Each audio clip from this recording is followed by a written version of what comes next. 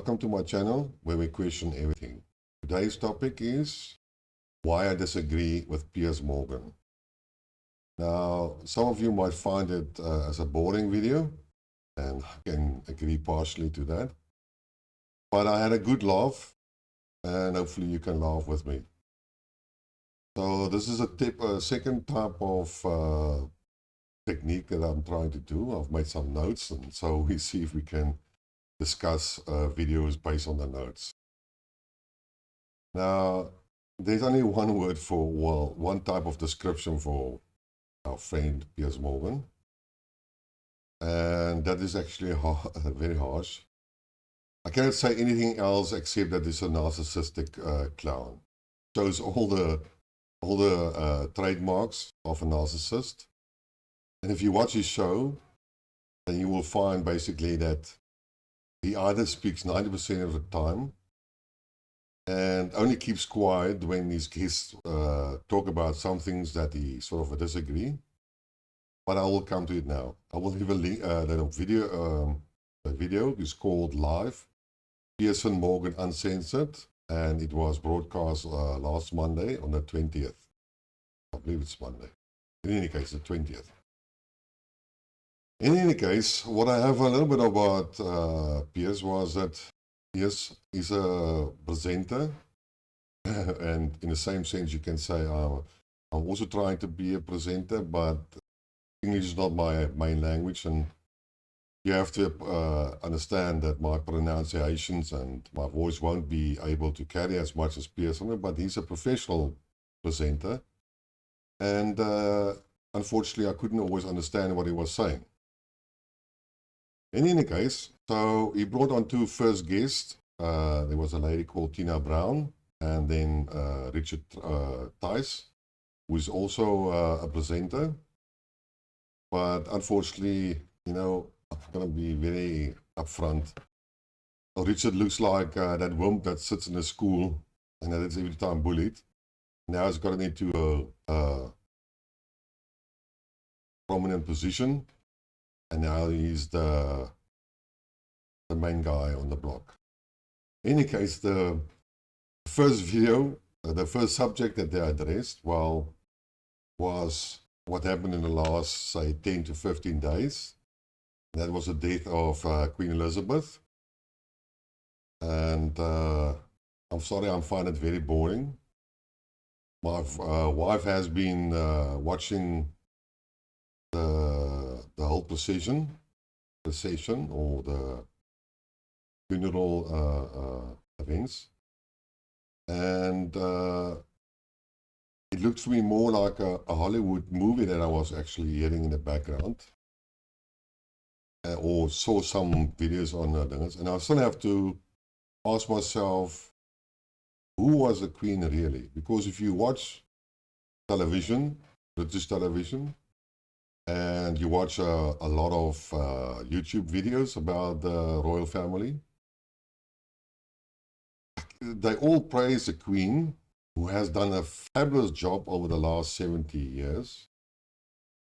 But I still can't find out what she really does. Neither do I really understand what the royal family does. Basically, what I see is that it's like celebrities that are presented by the British community. And sometimes they visit or attend charity events, and they shake a lot of hands and try to smile. And oh yeah, one of the things that they actually mentioned in the show was that, ooh, this lady is a brilliant lady. Because during the COVID time, she had to sit alone at home while our Boris, our party guy, was actually having 2 consecutive parties at his number 10, Downing Street number 10. And this poor lady had to sit all alone, and she obeyed the rules of Britain, and that made her a very good royal queen. Now, come on, I mean, maybe somebody should leave some comments and really explain to me, what did the Queen do? from what I've actually read in a previous article some years back, is that the royal family costs the British government about £50 million each year. And this week I actually looked it up. They were, due to the royalty and the emblem of Britain and the celebrity and the videos and all that goes with it, they are earning about 150 million for the country.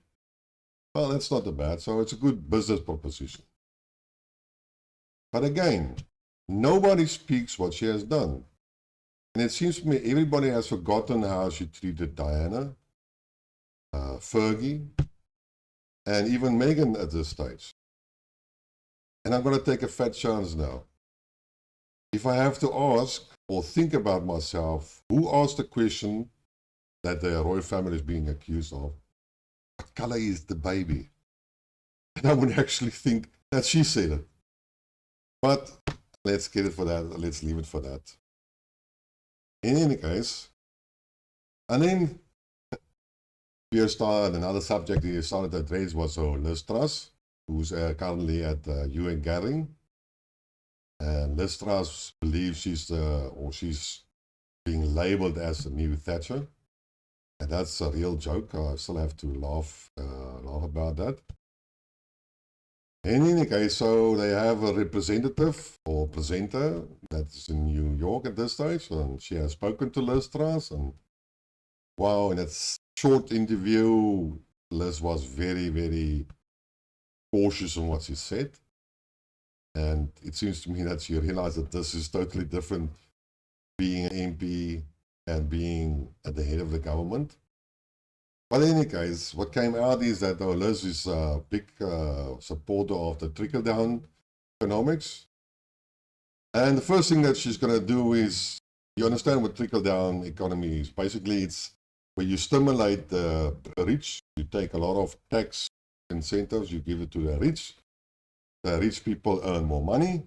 And the general theory is, or the belief is that the rich people will spend more money, spend more money on establishing factories, and thereby letting the economy grow, and then they will create more work, and then more GDP, and that's a more or less idea. So it's from top, you stimulate the top, and the money goes down.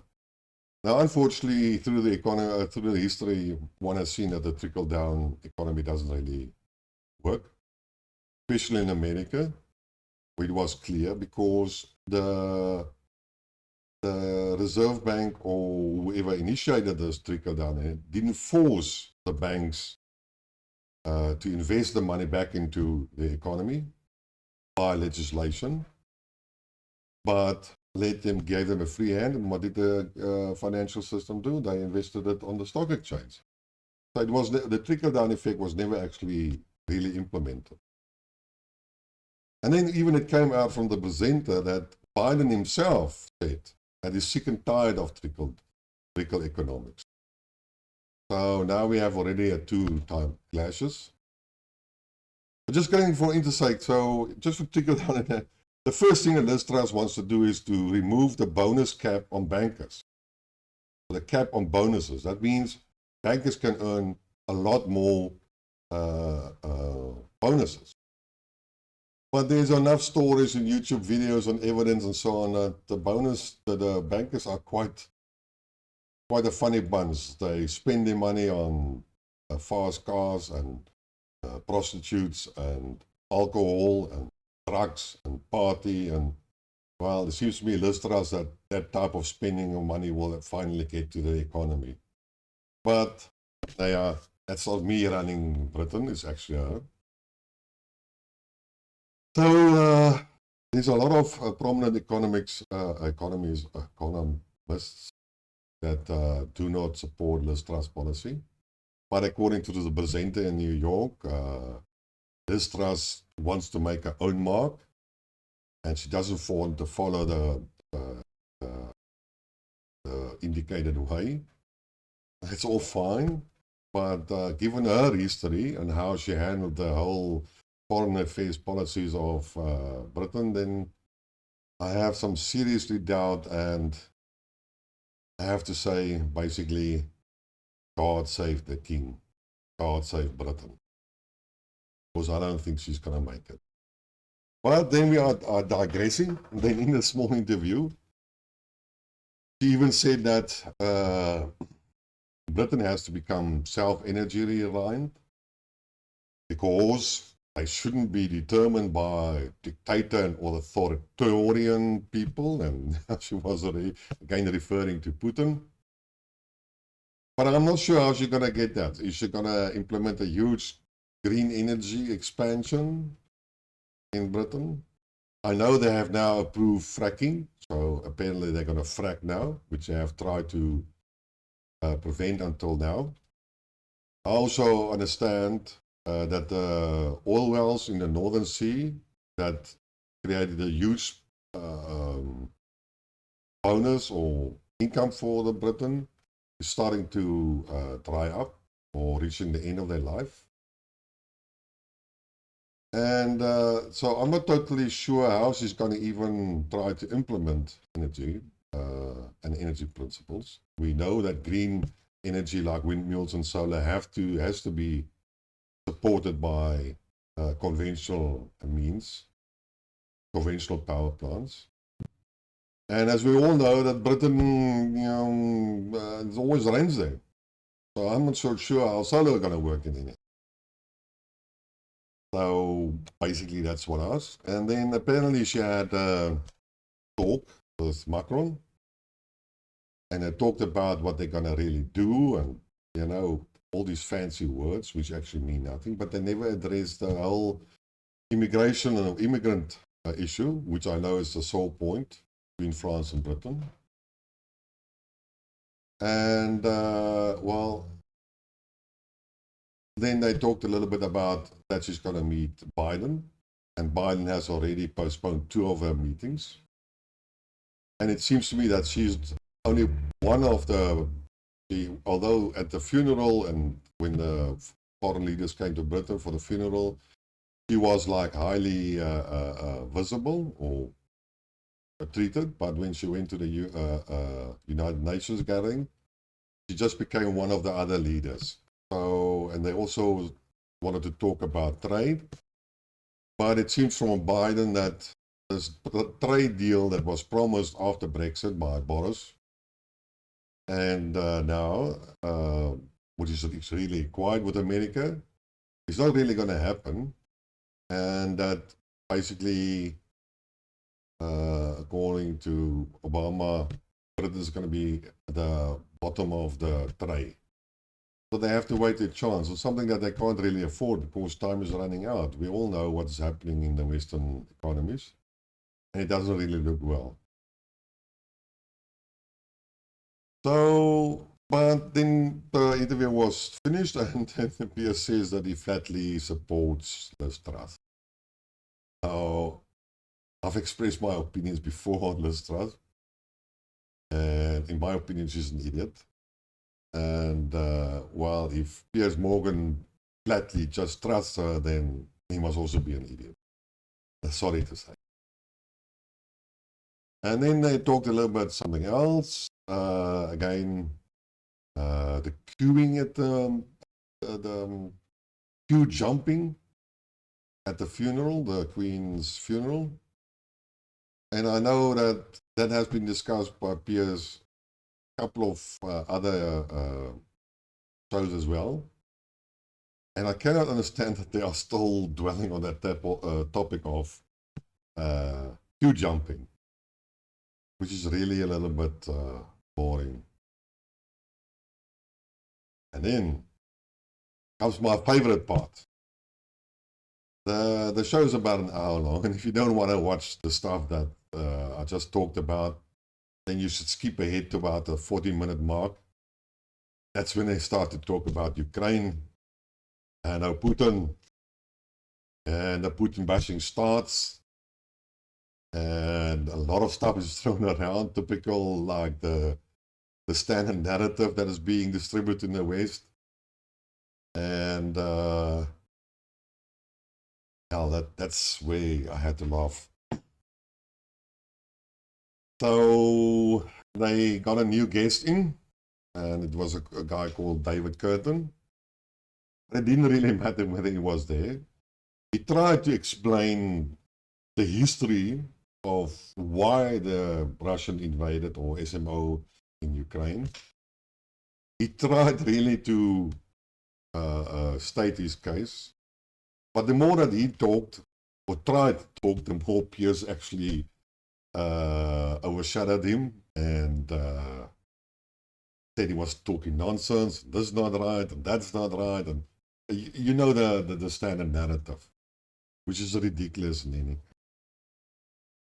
So, and it looked like they didn't really listen what he tried to say, and he really tried, but denied everything.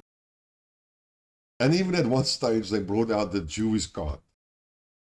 Yeah, Zelensky being a Jew, and there cannot be any Nazis in the Azov battalion, doesn't exist, and this is all Putin propaganda. But it is, in any case, acknowledged by the European Union and the UN that those guys exist, and that they have committed atrocity. And it is by the SCOC that, you know, the Kiev regime has bombed and waged a civil war against the Donbass, and that 14,000 people have been killed by the Kiev regime. And but LPS just says, no, that's a lie. Didn't happen, and oh, Dave is talking nonsense. I'm sorry. Seems to me these people cannot think for themselves, and I have to ask, you know, if Piers Morgan or even his co-guests had any brain cells left. And at the end of the day, typically, as always, you know, which I have addressed in the previous video,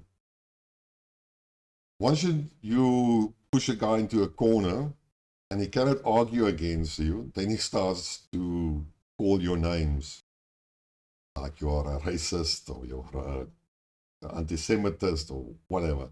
And yeah, really, Piers Morgan went ahead and used this David guy of being a propagandist, Putin propaganda. But you should actually listen to the whole interview. I mean, there's so much Putin bashing, and there's so much limited understanding and knowledge. And like I said, they are repeating the words that they have heard without thinking what they are actually saying. They are believing every single word that they heard on the propaganda media. It's actually amazing. If I had to have an argument with Piers, I'm sorry, if he would have just let me talk, then any 10-year-old can actually destroy him in any argument with a little bit of knowledge. But in any case, these people that start to call name, like I said in my previous videos, you cannot describe any other word with them, and they are basically idiots.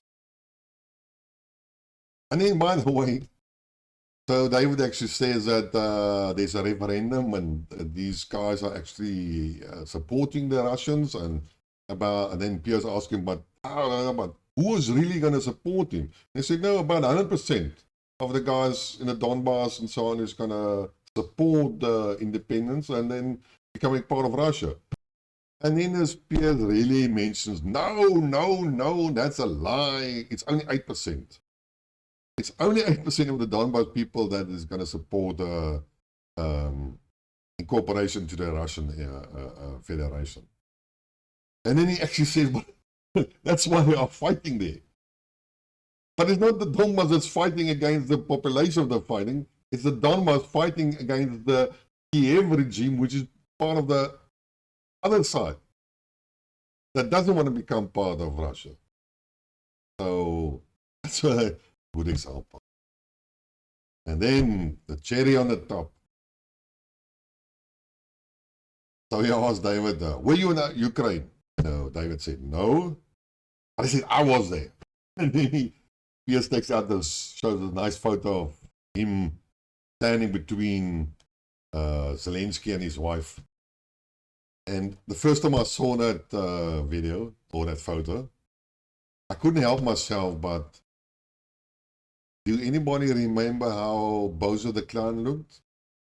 Well, that's how Piers, just without the makeup. Looking like an made up Bozo clone. Yeah, that's hilarious. And that really, really was the cherry. So if I now have to go and judge that an idiot is Piers Morgan, is a prominent presenter on the British media, and this other guy, this other presenter guy was also, and he was talking the same stuff. And they are actually repeating narratives, not using their own words, repeating these narratives. Then I have to ask myself, why? And then I finally realized why the West is behaving as they are behaving, and why they are actually being so destructive to themselves. Because no normal person can actually think like that. And that's why I also understand why they actually elected a person like Boris Johnson, and why they elected a Liz Truss. And I can see where the West is really, I can understand finally where the West is going. Because with idiots as these as your friends, then the saying goes, who needs enemies?